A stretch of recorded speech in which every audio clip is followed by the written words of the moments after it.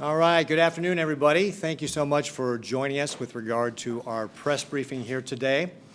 We've got an important announcement we're going to be talking about with regard to staffing in hospitals in the state of Nebraska. And I'm going to start with some of the challenges we've seen in our hospitals. Certainly one of the things that has been documented is the increasing number of COVID cases on top of a workforce shortage that has existed prior to the pandemic as well. And then additional hospitalizations that are coming into our hospital system that could be related to delayed care last year, that sort of thing. And then just in general, the ability to keep up with other things that are going on, like was reported in the Omaha World Herald with some RSV cases coming into the hospital as well. So first of all, what I'd like to draw your attention to is this chart over here. So this actually compares back at our peak with regard to coronavirus cases, November of last year, with where we are today. So, actually, this is yesterday's data. So, if you look here, you'll see that we had available beds of 1,165, which represented 29% of all of our available beds. We were at 987 hospitalizations, which represent 32% of all of our hospitalizations. And then we had non-COVID patients of 2,087, which represents 68% of all hospitalizations. So again, the 32 plus the 68 gets you to 100%. Now, if you look at today, where we are, we're at 1,045 available beds. That's about 25% of our available beds. 337 of those are COVID patients. That's about 11% of our hospitalizations. And then when you get into other reasons for hospitalizations of 28, 25, that makes up 89% of our hospitalizations, or about a 35% increase you can see as far as people in for other reasons besides COVID versus where we were in November of 2020. So again, getting back to that significant increase in other reasons for people to coming into our hospital system. And we have seen hospitals take a number of steps, such as voluntarily ending elective surgeries. So in order to be able to help assist with what we're doing there, we're going to continue to follow what we've always done with regard to the pandemic, focus on hospitalizations. Now, here in Nebraska, we've done a very good job throughout the pandemic of making sure that we continue to provide that hospital bed, that ICU bed, that ventilator for anybody who needs it when they need it. And in fact, if you look at throughout the course, I think it was the Kaiser Family Foundation says that Nebraska ranks number 3 as far as best states for preventing fatalities because of COVID. I think we're tied with Vermont. And then number 14th ranked overall with regard to getting 65-year-olds fully vaccinated. So we've done a great job of getting people who are the most vulnerable vaccinated here in the state. But with where we are with regard to the statistics and the challenges we have with regard to staffing, what I'm going to be doing is declaring a hospital staffing emergency in the state of Nebraska. And we're going to have 2 components that go along with that staffing emergency. One is an executive order that will bring back some of the things that we did when we had the COVID emergency. We're going to be waiving, for example, some of the licensing requirements that are out there for hospitals. So we're going to authorize the credentialing of retired or inactive nurses or healthcare professionals, deferring continuing education requirements for healthcare professionals, suspending the statutes around new healthcare providers seeking a license to practice, deferring some of the continuing education requirements, so for example, having to submit your test scores before getting that provisional license, and so forth. So, and then waiving the statutes on regulations that set specific supervision ratio requirements for that. In addition to that executive order that should make it easier for hospitals to get the staffing they need, I'm going to be issuing a directed health measure that will be effective starting Monday, August 30th. And that directed health measure will be to limit elective surgeries in the D and E class. So these are elective surgeries that can be delayed for 4 to 12 weeks or beyond 12 weeks, similar to what we did again in that, last fall when we also suspended those elective surgeries. So this will be something that will apply to all hospitals. Obviously, like I said, some of the hospitals are already taking steps to be able to do that, but we're going to make it mandatory here in Nebraska to be able to help free up hospital capacity to take on some of the other patients that are coming into the hospital, both non-COVID and COVID patients. These are elective surgeries that, again, can generally wait. As I said, that will be effective starting on Monday. And then just a couple of other issues to highlight. One is, obviously we've been talking a lot about masks. I am still against mask mandates, vaccine passports, specifically when it comes to kids in schools.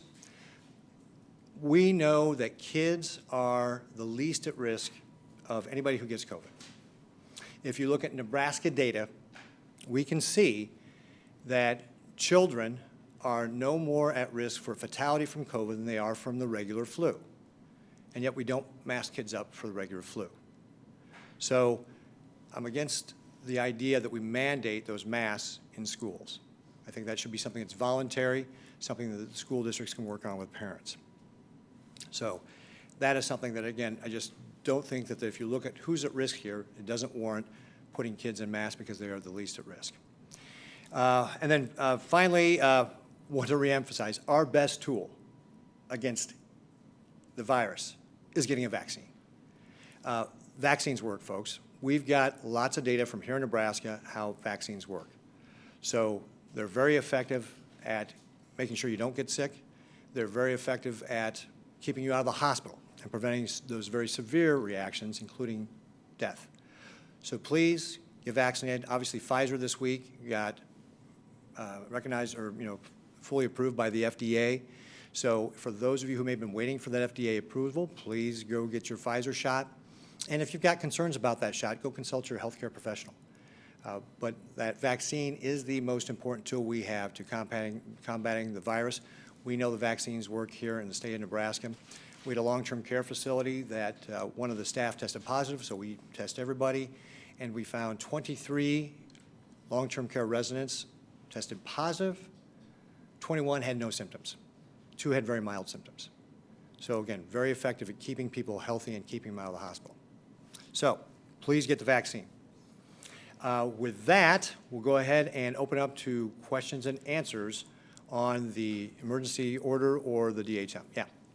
So with the DHM, the two things you mentioned, I believe some hospitals are already sort of delaying surgeries, and with regard to the relaxing requirements, that's something that's in place earlier. So given that, how much of a dent do you think it's really going to make in terms of addressing the problem? So what we'll do is just what we've done all along. We'll continue to monitor the hospital capacity. We monitor that on a daily basis. So obviously with these changes in place, we'll see what that does with regard to our hospital capacity and the ability to be able to handle those patients, both COVID and non-COVID, that are coming into the hospital. And are you open to further measures to try to address the staffing issue? And so with regard to the staffing issue, am I open to further measures? Yes, absolutely. So this is a preliminary step to address the hospital staffing emergency we have right now, but we'll continue to watch what happens with regard to hospitalizations and may make further steps down the road. My question is, with the available beds, what percentage of those are for children and what percentage of those are for adults? Because those have different requirements. Yeah, so with regard to, I don't know, I'll ask Felicia or Dr. Anton, do you know what the breakout between adult beds versus pediatric beds is right offhand? Well, I know children's has 225 beds, and they're going to add 35 more, and we have 4,200 staff beds, so whatever that ratio is, and that's just children. I know there's some hospitals that also have pediatric wards. Yeah. But I can't give you that number. Yeah, I don't have that number right offhand, but we can see what we can do as far as tracking that down and letting them know. I would mention that Children's is opening up their Hubbard Center. They're going to start taking patients on Sunday, and that should add about another 35 pediatric beds to the state right now. And in general, as you look at hospitalizations, we estimate there's probably 6 active hospitalizations when it comes to coronavirus right now among pediatric patients. Yeah, Graham. What was the trigger for your decision to initiate this directed health measure? Is there a certain threshold you're looking at, or how did you come about this? So with regard to the staffing emergency, we were talking to the CMOs and the CEOs of the various hospital systems about what they were seeing. And again, what I'm reflecting is what they were telling us with regard to, yes, we're not at the same level of hospitalizations for coronavirus that we were in November of 2020. However, we are seeing a lot more people in the hospital for other reasons, and so that is putting pressure on them that is different from what we saw last fall. And so it was really in response to those conversations that we decided to declare this staffing emergency to be able to help address some of those capacity issues with regard to taking care of people. Yeah, Martha. So you talk about that you're going to be following this hospital capacity daily. Will you bring back some sort of COVID dashboard? Way that, I mean, before this data was available to everybody every day, and there's been a lot of people, a number of people in the healthcare field who said that they really, that was valuable information, that they would like to have that again. Yeah, with regard to the dashboard, we have no announcement with regard to the dashboard at this time. We are publishing those data, the data weekly on the Department of Health and Human Services website, so I'd refer people to that. And as you know, we've ended the emergency with regard to the coronavirus, and so we have HIPAA laws that we have to follow, and concerns about that privacy is one of the reasons why we can't break down that granular data. So we don't have any announcement with regard to the dashboard at this time. Do you have any, are you looking at the possibility of reinstating some sort of emergency or some sort of executive order so that you can reinstate that? So with regard to any other steps we might take in the future, really getting at Grant asked, we're going to continue to monitor the situation and take other steps as appropriate, but we have no announcement with regard to that right now. Governor, why the other states seem to be able to provide the data despite HIPAA and Nebraska can't? So the question about why can other states provide the data and Nebraska can't, I would say most states also still have their emergency in place. I think there's a few northeastern states that do not, and I'm not familiar with what data they're providing. But if you're still in an emergency, you have the ability to be protected from those HIPAA requirements and waive your statutes in your state. Not being an emergency, we don't have that ability, so we're not going to be able to do that because of Nebraska, the specifics of Nebraska law. Is it a staffing emergency though? Is it? This is a staffing emergency. It doesn't have anything to do with, so the staffing emergency does not allow us to be able to waive laws with regard to COVID. This is a staffing emergency. It's very specific. Is there a reason why you are not reinstating a COVID emergency given the situation that we're facing currently?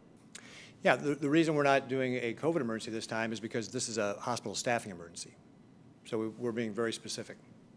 Do you feel like RSV cases are an emergency in this case? I know that is a large portion of the child hospitalizations that we're seeing. And I know a lot of hospitals are actually sending children out of state because there's not enough beds for those children to be treated. Yeah, I don't believe that statement's accurate. I think it's about, overall, I think there's about 45 RSV hospitalizations in the state right now. I think 33 are pediatric. As Dr. Antone just mentioned, they're going to be adding on 35 beds starting on Sunday at the Hubbard Center alone. They've got 250 or 230?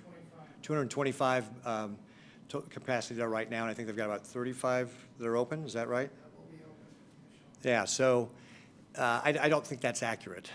Now, patients do get transferred for all sorts of reasons even before the pandemic, but I don't believe it's because of a lack of capacity here. With this emergency now in place, obviously the nursing shortage and everything that's happening in all the hospitals, is the state looking at bringing nurses or more healthcare workers from outside of the state in to help with the shortage? Yeah, so the question was with regard to bringing traveling nurses in, is the state going to be looking at that as well? That will be one of the things that we are looking at. I think the hospital systems themselves are doing that right now. What we're hearing from the hospital systems is that it's very challenging to bring travelers in right now because they've been deployed to other parts of the country. So obviously we would love to be able to supplement, the current staff that we have here, nurses with travelers. My understanding talking to the hospitals is that that's a challenge right now. Speaking of recruiting nurses, there was a mailer that was sent out recently that specifically highlighted that state nursing positions do not require vaccinations. Can you kind of discuss what went into your decision to specifically highlight that aspect of a job? Yeah, so we have a nursing shortage here in the state of Nebraska. That was frankly true before the pandemic. And we have a number of positions open at the state of Nebraska. So we need nurses just like everybody else does. And so we want to recruit them. I also heard from a lot of people when the hospitals made that announcement that they were very unhappy with their employer interfering with their personal health decision. So we wanted nurses not to leave the workforce because we need them all. And so we wanted nurses to know that if there was something that was very important to you, that you could come to the state of Nebraska and we were not going to mandate vaccines. Now, correct me if I'm wrong, state nursing, that would entail also nursing that happens in the prison system, correct? That's correct. There was recently an outbreak this month, in fact, at a prison here in Nebraska. They suspended visitations and transfers and things like that. Do you feel it's wise to be advertising unvaccinated nursing to these places that are already experiencing COVID outbreaks? Well, first of all, let's be clear. We're not advertising to unvaccinated people. We're hiring any nurse who wants to come to the state of Nebraska, and we're paying a bonus to be able to come on board to be able to do that. With regard to the employment conditions, we want people to know that they will not be required to have a vaccine. Second thing is that, remember, through the majority of this year so far, and certainly the end of last year, we had our corrections department, our folks in our veterans homes, you name it, Department of Health and Human Services, they were unvaccinated, providing a great level of care. And so we've had healthcare professionals doing an admirable job of providing care whether they were vaccinated or unvaccinated. So the key is making sure we've got the staff to be able to provide that care, and this will, by hiring more nurses, we will be able to do a better job and provide a higher level of care. Yeah, go ahead. Why now? These issues have been going on for a couple of weeks, hospitalizations have been rising. Were there certain factors you were waiting to hit numbers? Why now instead of maybe not earlier when these problems sort of arose again? Why now with regard to the staffing emergency? Yeah. So again, our staffing emergency is based on feedback that we got from the hospitals. So this was just, it's been something we continue to monitor. We continue to have conversations with them, and based upon our conversations that we had with them recently, we decided now is the time to put that staffing emergency in place. Do the hospital systems seem to be on board with this new hospital staffing emergency, the different changes that it will allow? Well, the things that we've got in the staffing emergency represent some of the conversations we had with hospitals. So they're reflecting some of the things that they said were helpful when we had the staffing issues before. So I presume that they're on board with the stuff because this was feedback taken directly from them. Did those hospital officials express concern going forward with a rise in cases? I mean, last week, according to the DHHS figures that came out Wednesday, state cases were up 85% from a week ago. And you've got school starting, you've got Husker football starting, you've got the Nebraska State Fair starting tomorrow, lots of big events with big crowds, lots of people gathering together. So did you get any of that kind of feedback from the hospitals, or is that a concern that you or Dr. Antone have?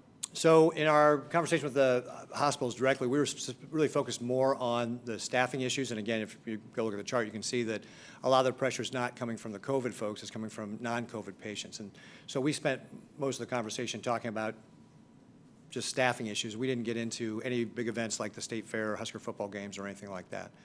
And I'm sorry, what was the second part of your question? Well, I asked if you personally or Dr. Antone, if you guys have concerns just about the multiple gatherings of people that are coming out along with everybody back in school, the universities are back, just lots of people getting together for work. Well, again, our entire philosophy around how we manage this is going to be focused on hospital capacity, and so that's what we're going to continue to focus on. We certainly encourage people to get the vaccine. That's our number one line of defense against the virus, so please get your vaccine. I would say that if you are 65 years and older and you're not vaccinated, you're a lot more risk than somebody who is, say, 5 years old and not vaccinated. So if you're 65 years old and not vaccinated, I would be very careful about where you go from the standpoint of if you're going to be in large indoor crowds, because the indoor space is typically where, at least a lot of the papers I read say you're most at risk, be thoughtful about that. So if you're going to go to an indoor space and there's going to be a lot of people there, probably ought to wear a mask. Back in the spring, you had a matrix, and if percentage of people in the hospital for COVID was over 10%, that triggered like indoor dining restrictions, that sort of thing. Why not revert to that? So with regard to what we were doing earlier through the pandemic, where we had certain percentage levels of COVID beds, we will be thinking about it exactly the same way.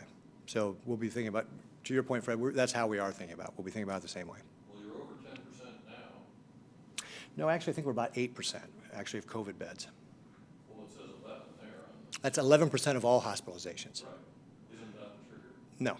No, what we were doing was based upon total hospital capacity. It was a percentage of COVID beds or patients as a percent of all hospital beds.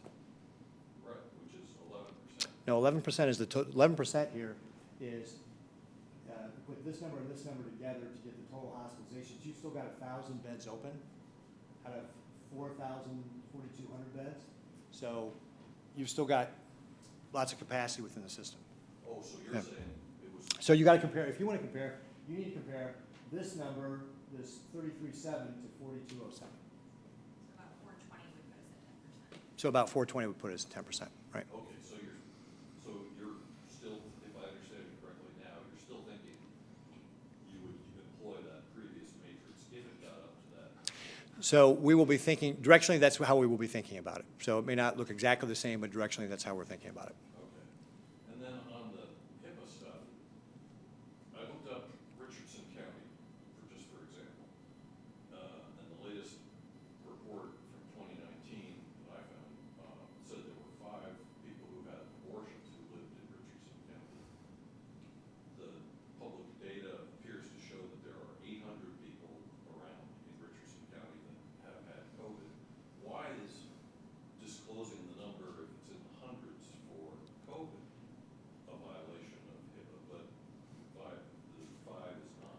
So with regard to the abortion numbers that we're disclosing, I can't give you an answer off the top of my head there, Fred, but we will dig into that and let you know, and maybe we have to change the way we're providing our numbers on abortions too. That's a separate state statute that Oh, is thank you, Taylor. covered under, yeah, it's separate, we can do that. Right, but philosophically, why is it? It's the way the legislature. So it's we can get you a more detailed answer, but what Taylor's telling me, that's a separate state statute that is apparently gives us a flexibility to allow to report that way. But we'll get the details for you on how that all works out.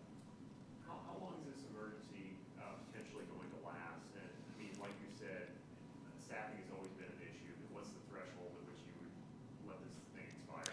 Yeah, so the executive order that I put in place lasts through the end of the year. So we'll, obviously make adjustments if we need to, but right now what we put in the executive order that it lasts through the end of the year. But you don't have any sort of threshold that staffing level that beds would come down to? Well, we'll certainly continue to talk with the health systems with regard to what they're seeing before we make a decision. And that's just for the hospital staff and emergency, not. And that's just for the hospital staffing emergency, correct? Is there an end to the DHM? Did I miss that? I'm sorry. Oh, help me out, Taylor. What's the end of the DHM? Yeah, we'll have to go back and look. Is it like a September 30th? Thank you, Gary. September 30th. Thank you. Governor, you talked about the importance of vaccination. Is the state doing anything or planning to do anything to try to encourage vaccinations more in the areas where they're low, especially like many of the rural counties are well below? I think the state average now is something like 51, 52% being vaccinated. A lot of the rural counties are in the 30s. Is there any kind of thought to doing more vaccine efforts in those areas to get people to get vaccinated? Yeah, so the question was about what is the state doing with regard to vaccinations and encouraging vaccinations, especially in rural areas where there may be lower uptake rates. And yes, the Department of Health and Human Services has had ongoing campaign with regard to encouraging people to get vaccines. I know we've done social media around it. We've got other media out there as well that are encouraging people to do it. I've just visited a couple of public health departments this past week. They're all focused on trying to encourage people to get vaccines. They're still doing clinics. In some cases, they're going to different neighborhoods, to deliver vaccines personally to people's homes to be able to get people vaccinated. So for at both the local level and the state level, we're working to encourage people to get vaccinated. And the other thing I'd point out is that we have seen an increase in vaccinations. So while we saw a summer slowdown, we're certainly seeing that pick back up again, which is encouraging. Yeah, Martha. Following up to that, aren't you sending a contradictory message to try to encourage people to get vaccines when you're advertising for people with the selling pitch that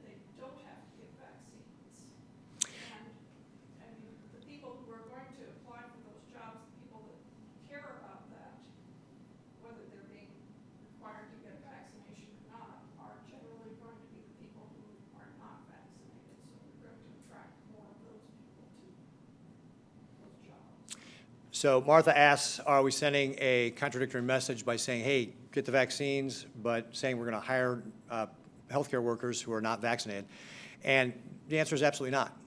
If you go look at our advertisement, for example, we say, while vaccines are encouraged, it's not a requirement. And so that's the difference between really encouraging people to make a personal health care decision with regard to getting the vaccine or not getting the vaccine. And of course, we want to provide them the data necessary. They know that getting the vaccine is very safe, it's very effective. If there's, if you've heard misinformation with regard to it causing death, there actually isn't a single validated case of a vaccine causing a death in the United States right now. There's I think something like 6,000 case investigations, but no confirmed deaths, my understanding is. Also, some of the other things we've heard with regard to vaccines that they can cause people of childbearing age to become sterile. Again, there's no data to support any of that. So we want people to know the information about it, but we also want to take a perspective, long-term view, is that we need people to do this because it's part of taking, personal responsibility for themselves. That's why, from the get-go, I've been against mask mandates. I believe it's better to educate people about the benefits of it and let them make their own decision. And on the mask mandates for children, we're having situations where kids are having to, they're being sent home from school, classes are being canceled, because kids are being quarantined for exposure to COVID in the classrooms without, when there's no mask mandate. And is that preferable to requiring kids to wear masks? So the question with regard to kids not wearing masks and being quarantined and sent home and so forth, again, that gets back to the parents working with the schools and making that decision with regard to whether they think it's more beneficial for their child to be wearing a mask in school or not being wearing a mask. And that, again, is really a parental choice that we should leave up to the individual to make that decision. And that's why, again, I'm against mask mandates in schools. I believe that's up to parents working together with schools to make that decision. Schools make lots of decisions that take away parental rights. I mean, they dictate what kids can go to school. They make all kinds of rules. Why is a mask mandate different? Well, the difference here is there really isn't anything that shows that kids are at risk. This is what I started off the program by saying. You can look at the data. So if you're going to be data-driven about this, kids are not at risk any more for COVID than they are the flu. And we don't mask kids up for the flu. So kids are not at risk for this any more than the flu, which is why, again, it gets back to looking at, as a parent, do I feel it's important to have my kid masked or not based upon if I have to quarantine or whatever, or the quality of education that I think my child is going to receive, whether they're masked or not.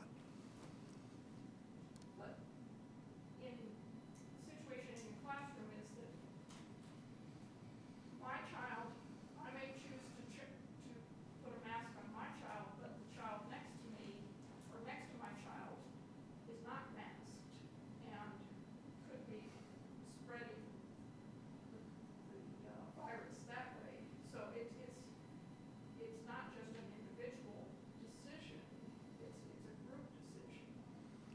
So with regard to masks, one child being masked, one child being not masked, my understanding is that schools are generally taking that into consideration so that if your child is masked, they're generally not quarantining the child. If the child is unmasked, that's when they're looking to quarantine the child. And again, that is a parental decision to make. On the nursing ad issue, I think one of the reasons that this issue came up was because there are people who have loved ones in the veterans' homes who are concerned about their well-being. What do you say to those folks who have those worries that their father, grandfather, or whatever could contract the virus or could potentially get sick? Yeah, whether it's our veterans' homes, our correctional facilities, or in Health and Human Services where we have healthcare professionals taking care of people here in the state, the people have been doing that unvaccinated for a long time. So those healthcare professionals performed admirably in taking care of the folks in our system. And we need to have certain positions like nurses to be able to provide that care. And so we don't want those nurses leaving our healthcare workforce entirely. And so there's an opening for them at the state of Nebraska to be able to help do that. And another thing that I'd remind everybody is that we can't afford to close our facilities, right? We can't close corrections because we don't have enough staff. We have to figure out how to manage it. Same thing for our veterans homes. So we need to make sure we've got the proper staff.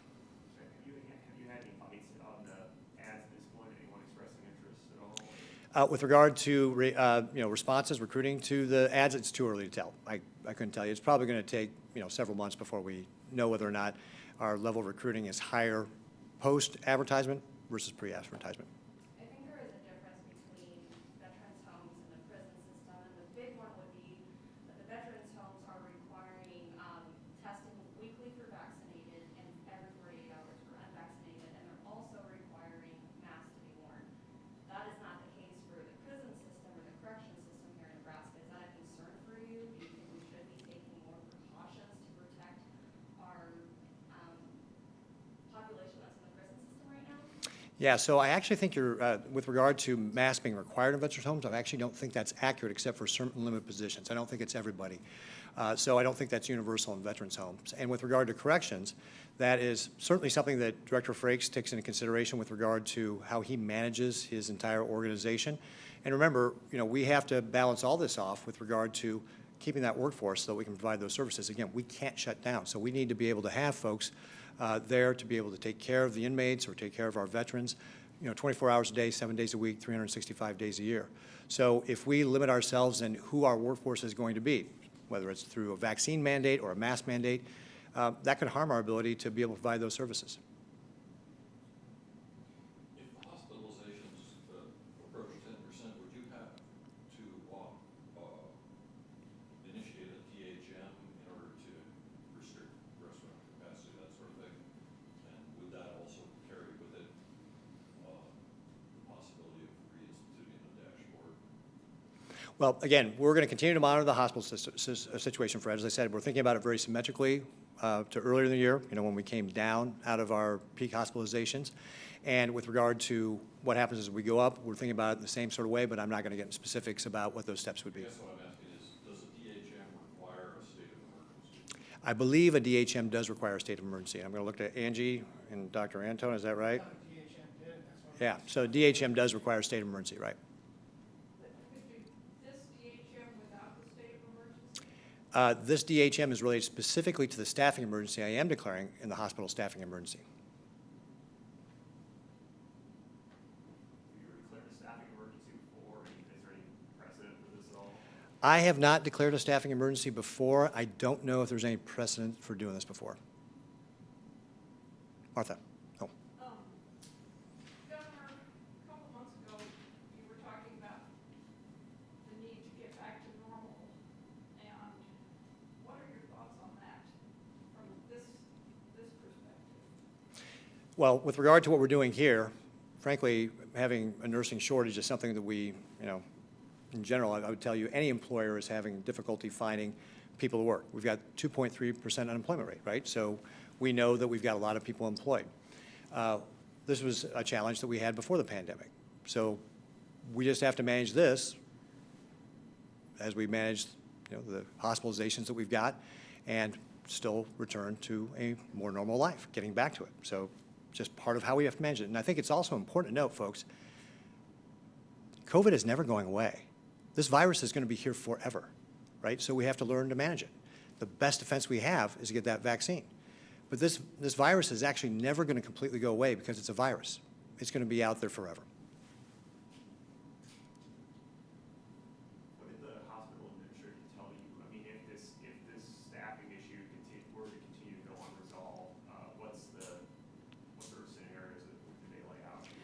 Well, you may recall last year we actually had more restrictions with regard to elective surgeries, so that's one potential there. And we'll be looking at other things that, again, as we continue to manage this, and we're watching the data on a daily basis. So we'll continue to work with the hospitals what other steps that we might be able to take. I noticed Showman has brought up the 10% number in the DHM that would limit potentially indoor dining and things like that. How will we know if we reach those numbers if there's not a dashboard? Are we just relying on your office then? So we will make announcements, and of course, we publish the weekly data with regard to our numbers here in the state, and we will certainly make an announcement if we're going to be going into a DHM and have other restrictions on top of this. Time for just a couple more questions. 2 more questions. I have a question either for you Yeah. or for Dr. Anto. It's sort of loosely related. Is anyone staying tracking the impact that the Sturgis bike rally had on Nebraska? A lot of people coming back through, or are you expecting any increase in cases because of that, because we're relatively close? Yeah, with regard to the Sturgis bike rally, and I'll give Dr. Anton a chance to respond to this too. If you look what happened last year, actually the rate of infections that were confirmed in the Sturgis bicycle rally was well below the actual background rate of cases in the country. Now, there could be a variety of reasons for that, but there were very few cases that were actually tied back to that Sturgis rally through contact tracing. So I don't know that we would see anything because the numbers were so small last time. I think it was like 82 cases out of the 460,000 people that went there.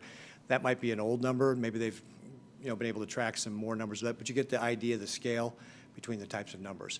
Specifically with regard to people coming back from Sturgis through Nebraska, Dr. Anto, I don't know if you've got anything additional to add with regard to how we would track that? Nothing from the hospital saying they've seen any tie into Sturgis, probably World Series.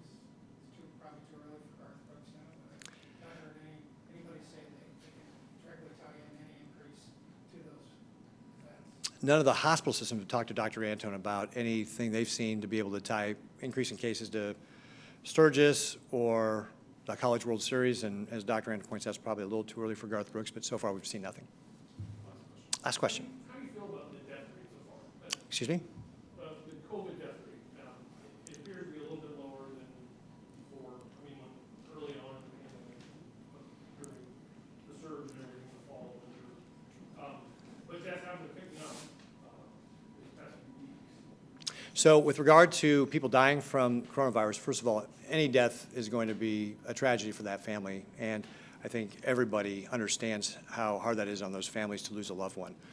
With regard to specifically here in Nebraska, with regard to that, our doctors and nurses have done a tremendous job of learning how to treat coronavirus. I can tell you when I was looking at CHI St. Francis in Grand Island, when they went through the surge in April 2020, those doctors and nurses were able to learn every week how to treat those patients better and to save more patients' lives. And I gave you the statistic earlier on that if you look at the Kaiser Family Foundation, they ranked Nebraska number 3 best in actually preventing death among people who have coronavirus. And again, that gets back to the great work our doctors and nurses are doing. And just overall, you're seeing the same sort of trends across the country that you're seeing here in Nebraska as well. So this is not something that's unique to Nebraska with regard to increasing case counts and the fatalities that are accompanying them. All right, folks, thank you very much. Appreciate taking time today. We'll talk to you later. Bye-bye. Or if you got another question, just